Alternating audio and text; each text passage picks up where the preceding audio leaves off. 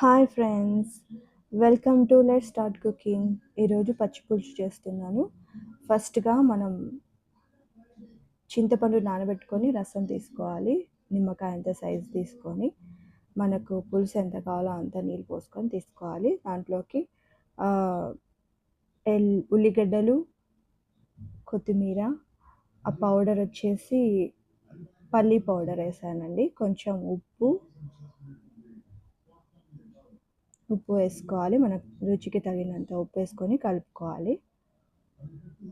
ఇది బాగా కొంచెం బెల్లం, ఒక స్పూన్ బెల్లం వేసుకున్నాను. బెల్లం వేసుకుంటే చాలా టేస్టీ ఉంటుంది.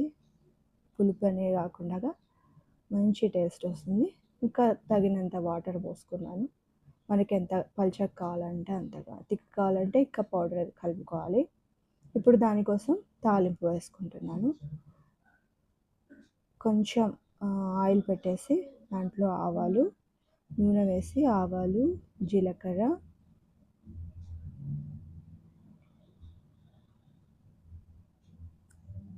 ఎండుమిర్చి బాగా వేగించిన తర్వాత, చిటపటలాడిన తర్వాత కరివేపాకు వేస్తున్నాను.